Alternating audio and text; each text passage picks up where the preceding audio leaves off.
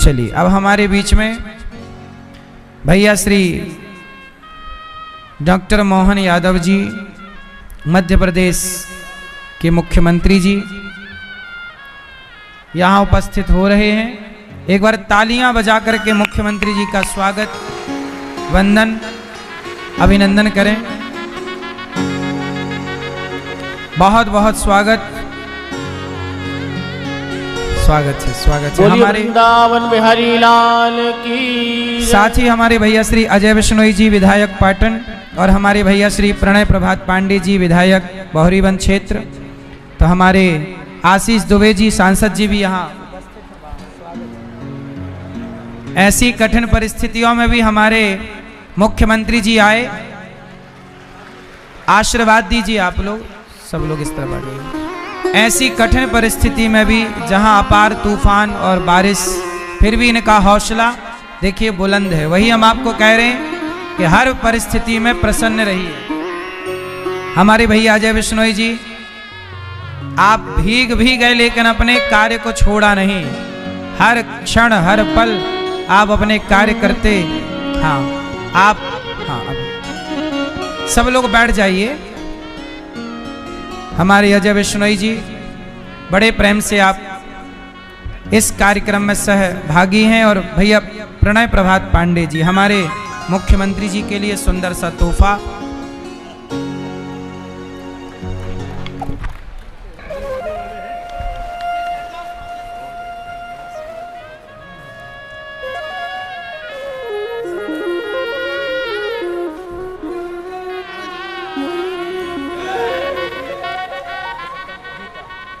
बोलिए नर्मदा मैया की, गौरी गोपाल भगवान की, बांके बिहारी लाल की। सब लोग मंच में भी जो हैं बैठ जाएं। मेरी प्रार्थना है कि सब बैठ जाएंगे और हमारे मुख्यमंत्री जी डॉक्टर श्री मोहन यादव जी से हम कुछ सुनेंगे। सब बैठ जाइए, सब लोग बैठ जाइए। सभी से मेरी विनती है, सब बैठ जाओ। बहुत बहुत धन्यवाद हमारे मुख्यमंत्री जी का कि आपने अपनी जनता से मिलने के लिए, अपने प्रजा से मिलने के लिए आपने ऐसी विषम परिस्थितियों में भी आपने अपना धैर्य बनाए रखा और आपने यहाँ उपस्थित होकर के जनता जनार्दन का दिल जीत लिया है। सब मंच में जितने हैं भैया, सबसे मेरी प्रार्थना, सब बैठ जाइए, सबको बिठाल दो। सबसे प्रार्थना है, बैठ जाइए। श्रीमन नारायण, सब बैठ जाओ, सब लोग भैया, सबको बिठाओ बेटा, सब सभी बैठ जाओ। श्रीमन नारायण नारायण भजमन नारायण नारायण नारायण, श्रीमन नारायण नारायण नारायण, श्रीमन नारायण नारायण नारायण। सब भैया बैठो ना, आप बैठ जाइए, बैठ जाइए, सब बैठ जाइए। सभी कार्यकर्ता भी बैठ जाएं, सब बैठ जाओ।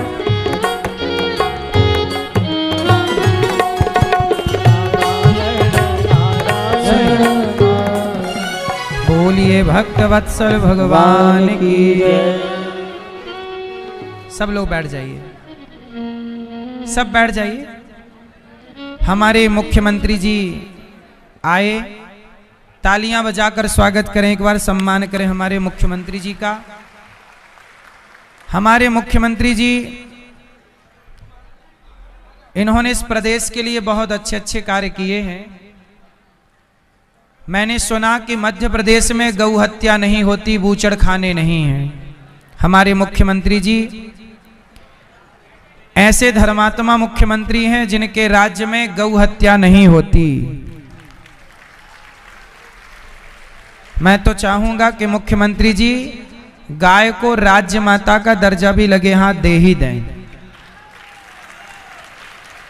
हमारे श्री कृष्ण भी यदुवंशी हैं और हमारे मुख्यमंत्री जी भी यदुवंशी हैं। तो गाय का तो इनका बहुत वर्षों से नाता है ही।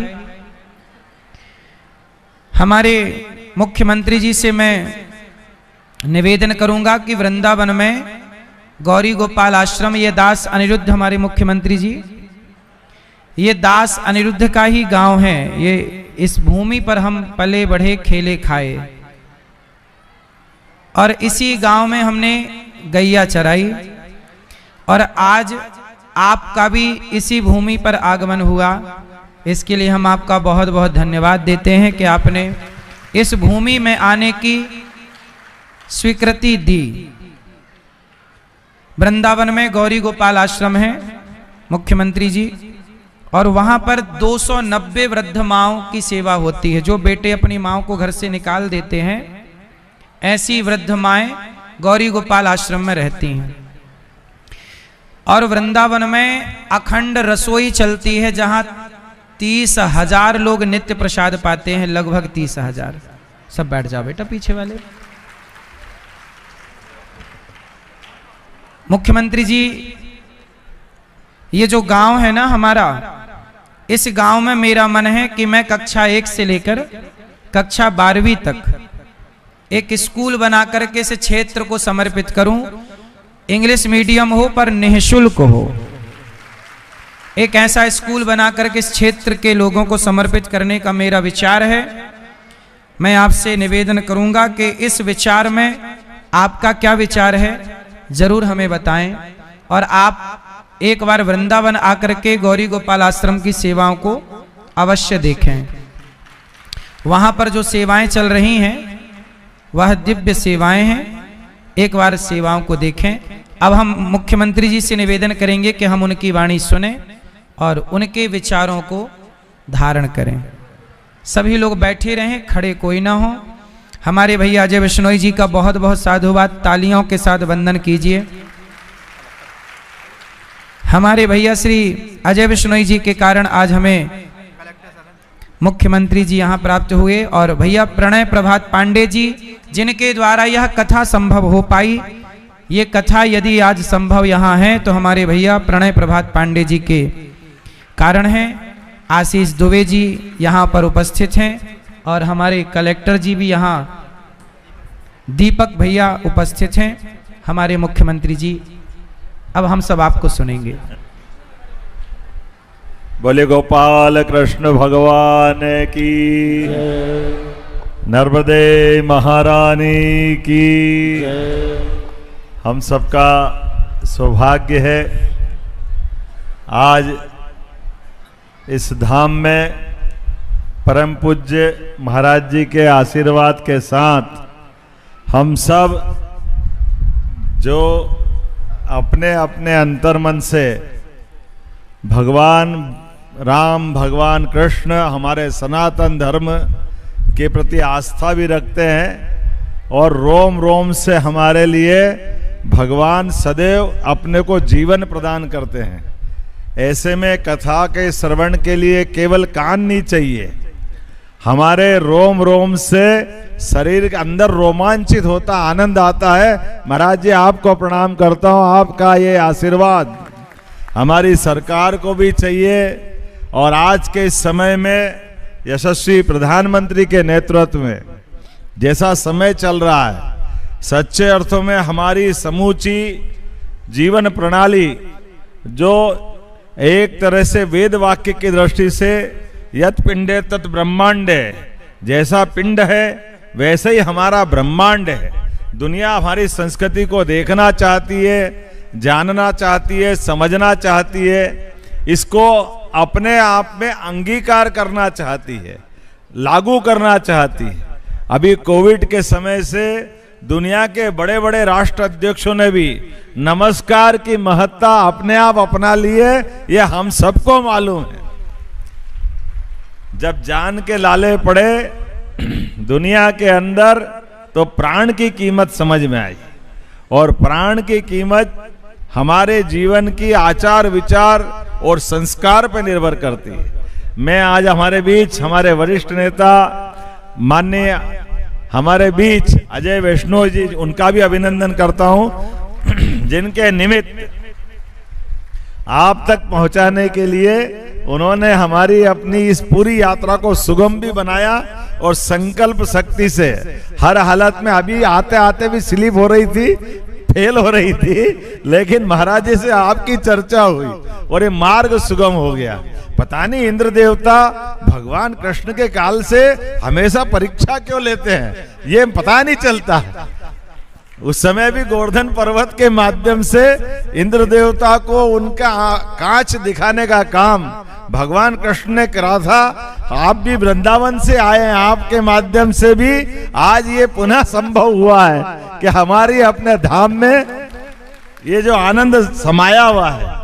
आज के इस अवसर पर हमारे लोकप्रिय सांसद मान्यवर आशीष उपाध्याय जी, दुबे जी, अब मैं तो अध्याय और उपाध्याय में ही बैठा हूं। महाराज जी कथा के अध्याय कर रहे हैं और मैं मान के चलता हूं कि भगवान कृष्ण के काल में आज आशीष जी ने हमारे बीच में जबलपुर जैसी धार्मिक नगरी भी, माँ का आशीर्वाद जिसको है, ऐसे स्थान का सांसद बनना ये बड़ी बात है। और साथ में हमारे संस्कृति मंत्री, पर्यटन मंत्री माननीय धर्मेंद्र लोधी जी, इस अवसर पर माननीय गुड्डू भैया, प्रणव पांडे जी, संतोष बरकड़े जी, माननीय विधायक, हमारे एक और पूर्व विधायक नीलेश जी, और सारे के सारे हमारे जिला पंचायत अध्यक्ष जी से लगाकर सारे पदाधिकारीगण और सारे भक्त, आप सबको प्रणाम करता हूं। और महाराज जी आपके आशीर्वाद से सरकार बनने के बाद माननीय जिलाध्यक्ष पटेल साहब भी यहाँ है, ऐसे कई निर्णय हमने किए हैं। जब हम निर्णय कर रहे हैं कि मध्य प्रदेश के अंदर भगवान राम ने जहां जहां लीलाएं की है, चाहे वो चित्रकूट हो या उनके वनगमन पथ का कोई स्थान, और ऐसे ही भगवान कृष्ण कंस को मारने के बाद शिक्षा ग्रहण करने उज्जैन आए और मध्य प्रदेश से कई बार आए गए। रुक्मी से, रुक्मणी है माता के हरण के समय धार के पास हमजेरा में उनका युद्ध हुआ। जाना पाव पे आचार्य सांदीपनि को उनके गुरुपुत्र लौटाने के लिए हथियार की जरूरत थी, तो परशुराम जी ने उनको सुदर्शन चक्र दिया था। तो जाना पाव वो पवित्र स्थान है जहां 7 नदियों का उद्गम है, चंबल, गंभीर, अजनार, अलग अलग प्रकार की 7 नदियां हैं। ऐसे नारायण नामक धाम जहां 5000 साल पुराना, मुझे मालूम है आपने अगर मुझे यदुवंशी कहा है तो मैं भी आपकी 5000 साल पुरानी मित्रता की याद दिलाना चाहूंगा।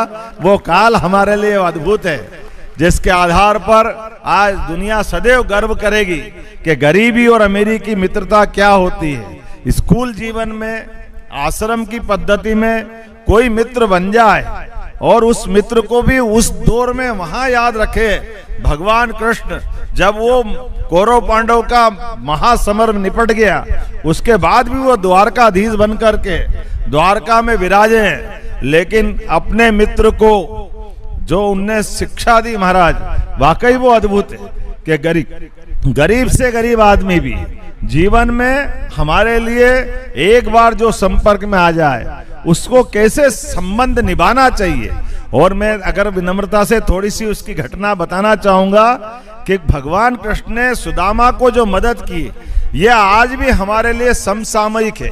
आज भी उसकी महत्ता है कि गरीब, आपका गरीब हो या अमीर, मित्रता अगर मित्र से मदद मांगने आए तो मित्र की मदद कभी उसको सामने हाथ फैला के मत करना, पीठ पीछे कर देना और पता नहीं चलना चाहिए। ये मित्रता का सच्चा सिद्धांत अगर किसी ने दिया है।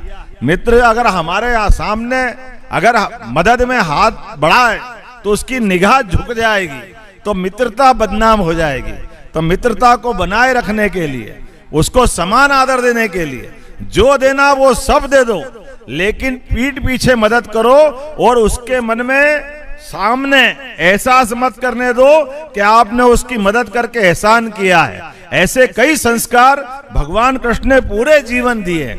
हम सब भगवान कृष्ण के लिए भी, इसलिए जहां जहां भगवान कृष्ण की लीला हुई सभी को हम तीर्थ धाम बनाने जा रहे हैं। पूरे प्रदेश के अंदर जहां जहां भगवान गोपाल कृष्ण की लीला हुई, भगवान श्री राम की लीला हुई, प्रत्येक स्थान पर हम काम कर रहे हैं। इतना ही नहीं महाराज, जहां जहां हमारे धार्मिक नगर है, उज्जैन, ओंकारेश्वर, महेश्वर, मैहर की माता जी, पन्ना, कटनी, ओरछा, चित्रकूट, अमरकंटक, ऐसे 19 नगरों में जहां दारू की दुकान, शराब की दुकान के ठेके होते थे, हमने सब बंद करा दिए। धार्मिक नगरों में शराब बंदी होना चाहिए। और आगे बढ़ करके जहां पूरे प्रदेश के अंदर खुले में मांस और इस प्रकार की दुकानें चलती थी, जो हमारे लिए सनातन धर्मी के लिए अटपटी भी लगती थी और हमारी खाद्य सुरक्षा अधिनियम का भी उल्लंघन करती थी, हमने कहा भाई कानून का शासन है मध्य प्रदेश में, हम खाने से तो मना नहीं कर सकते, लेकिन दिखाना क्यों है? जिनको खाना छिपा के खाए हम देखने नहीं देंगे। इसलिए सरकार की व्यवस्था के आधार पर खुले में सभी मांस की दुकान नहीं चलने देंगे, ये निर्देश हमने जारी कर दिए। और आगे बढ़ते हुए, ऐसे तो समय की कमी है, लेकिन आज तो आपके इस धाम में आने का आनंद है। आपने गाय की बात छेड़ दी। अरे हमारे इस देश के अंदर तो सदियों से दूध दही की नदियां बहती थी, हर काल में, हर युग में। हमारे यहाँ तो ये आनंद अलग प्रकार का था, लेकिन समय के साथ गौ माताओं में अब अपनी खेती के अंदर सिंचित एरिया बढ़ गया, कुछ और कारण से गौशालाओं के अंदर तकलीफ आने लगी। हमने कहा कि कोई बात नहीं, गौशालाओं को बड़ी बड़ी गौशाला बनाने के लिए सरकार का आश्रय देते हुए प्रत्येक गौशाला में 20 रुपए के बजाय 40 रुपए की धनराशि गौशालाओं को देते हुए सभी गौशालाओं को मदद करने का निर्णय किया। पहले नगर निगम, नगर पालिका गाय माता के लिए जेल, जिसको खिड़क या पिंजरा पोल बोलते थे, हमने ये शब्द विलोपित करा दिया। इसकी कोई जरूरत नहीं। अरे जिसके घर गाय वो गोपाल, जिसके घर गाय का कुल वो घर घर गोकुल। तो वृंदावन गोकुल की जयकारा होना चाहिए कि नहीं होना चाहिए? इसलिए हमने तो प्रयास किया है कि अपने पूरे प्रदेश के अंदर गौशालाएं बनाएंगे और घर घर गाय पालन के लिए भी प्रोत्साहन देंगे। इसलिए 25 से ज्यादा जो गाय पालेगा उसको 25% अनुदान देंगे। अरे हमने कहा कि उद्योग धंधे के लिए सब्सिडी देते हैं, बिजली देते, जमीन देते, अलग प्रकार से लोन के ब्याज में अनुदान देते, तो गौशाला ने क्या, गोपालों ने क्या बिगाड़ा? उनको क्यों नहीं मिलना चाहिए? इसलिए अगर गाय का दूध होगा, दही होगा, बाकी उत्पाद होंगे, तो दुनिया में आनंद ही छाएगा। हम सब जानते हैं, अगर कोई कारण से किसी को अन्न नहीं मिले, दूध पिला दो, परमात्मा की दया से क्षुधा अपने आप शांत हो जाती है, अमृत मिल जाता, जीवन मिल जाता। तो ऐसे में हमने कहा कि ऐसे गोपालों को, खासकर गौशालाओं के अलावा भी दूध उत्पादन में मध्य प्रदेश अभी तीसरे नंबर पे है। 9% दूध उत्पादन देश के अंदर कर रहा है। हमने कहा कि इसको 20% तक ले जाएंगे और दूध की राजधानी बनेगी मध्य प्रदेश। हमारे अपने देश के अंदर नंबर 1 का प्रदेश दूध उत्पादन में मध्य प्रदेश बनेगा। इसलिए सभी प्रकार के अनुदान देते हुए, और आप तो जानते हैं हमारा कृषि प्रधान मध्य प्रदेश है। किसानों की फसल आती है, फसल से फसल के बीच 2-3 महीने, 4 महीने का अंतर रहता है। अब रोज व्यवस्था के लिए अगर धनराशि चाहिए तो दूध उत्पादन से तो आती है, रोज नकद करो, दूध निकालो, सुबह दूध निकालो, शाम को बेचो, अपने आप पैसा आता है। तो हमारे किसानों की भी आय बढ़े, दूध उत्पादन में भी देश में योगदान हमारा बढ़े, और ये सुशासन के आधार पर सनातन संस्कृति से जोड़ते हुए इस प्रकार के हमारे किसानों की समृद्धि की नई लाइन बनाने का काम आपके आशीर्वाद से हमने इस दिशा में भी चालू किया। मैं बताना चाहूंगा प्रदेश भर में, और आप तो मां नर्मदा के किनारे इस स्थान पे आनंद के साथ आज हमको कथा श्रवण के माध्यम से 5000 साल पुराने उस दौर में ले जा रहे हैं। तो हमने कहा कि नर्मदा के पूरे परिक्रमा पथ पे सभी प्रकार के साधन सुविधा जुटा करके नर्मदा भक्तों को कोई कष्ट नहीं आने देंगे। ये प्रबंधन भी हमारी सरकार के माध्यम से होगा। जगह जगह आश्रय स्थल, जगह जगह अन्न क्षेत्र, जगह जगह स्नान की प्रॉपर व्यवस्था और आने जाने के मार्गों की सुव्यवस्था, माता नर्मदा जी के पार करने के नजदीक के पुल, मार्ग के संकेतक सब प्रकार के साधन जुटा करके, ना केवल नर्मदा जी की बल्कि जैसे पंचक्रोशी उज्जैन में होती है, ओंकारेश्वर में होती है, ऐसे प्रत्येक देवस्थान के ऊपर सारे देवस्थानों के लिए पर्याप्त धन की व्यवस्था करते हुए सारे देवस्थान भी धूमधाम से अच्छे करने के लिए हम संकल्पबद्ध हैं। आने वाला सिंवत्सर 2028 भी फिर आने वाला है, इसलिए हमने स्थायी आमतौर पे सिंवत्सर में टेम्परेरी इंतजाम करना पड़ते थे। हमारा लाइट का, पानी का, सीवर लाइन का, बाकी व्यवस्थाओं में आंधी तूफान आ जाए तो टेंट तंबू खड़ जाते थे। हमने कहा हरिद्वार की तर्ज पर स्थायी रूप से उज्जैन के अंदर धार्मिक नगरी का आध्यात्मिक स्वरूप बनाया जाएगा। ये व्यवस्था भी हमारी सरकार के द्वारा करने का संकल्प हमने लिया है।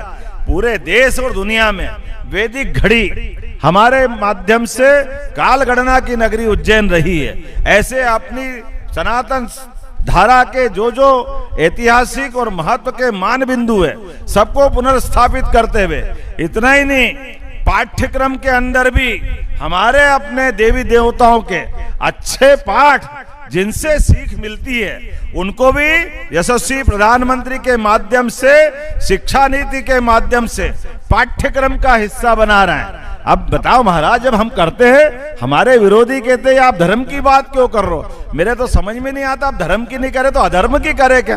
उनकी तो मति मारी गई, वो तो जो मर्जी आए करे। लेकिन आपके आशीर्वाद से हमारी सरकार ये सब करते हुए अपने मूल विकास के काम, जिसके आधार पर मध्य प्रदेश आर्थिक रूप से भी समृद्ध बनकर पूरे देश में नंबर 1 का राज्य बने, इसलिए खेती, उद्योग, धंधे, युवा, महिला, किसान, गरीब सबकी बेहतरी के लिए समान रूप से काम करती जा रही है। मैं मान के चलता हूं यशस्वी प्रधानमंत्री के आशीर्वाद के साथ मध्य प्रदेश निश्चित रूप से देश का नंबर 1 राज्य बनेगा।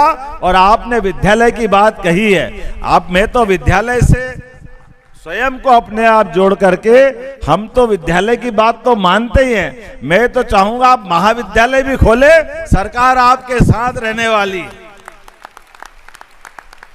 विद्यालय, महाविद्यालय वास्तव में हमारे जीवन में ये सत्कर्मों का संकल्प है, अगली पीढ़ी को अच्छा करने का संकल्प है। महाराज जी, आपके संकल्प में मुझे सांदीपनि जी का संकल्प दिखाई देता है, जिनके माध्यम से हमारी वो गौरवशाली परंपरा, जब कंस को मार करके भगवान कृष्ण ने उसका उस समय का सबसे बड़ा पराक्रम दिखाया। लेकिन ये भारतीय संस्कृति की विशेषता है कि चाहे कितना बड़ा भी पराक्रम कर दिया है, लेकिन भगवान कृष्ण की शिक्षा दीक्षा बाकी थी। इसलिए वो इतिहास बना है कि उनने कंस को मारा और उनको शिक्षा दीक्षा देने के लिए उज्जैन आए। और उज्जैन आकर के एक विद्यार्थी किस रूप में दुनिया में जाना जाता है। 64 कला, 14 विद्या, 18 पुराण, सारे उपनिषद, चारों वेद, सभी में निष्णात होकर के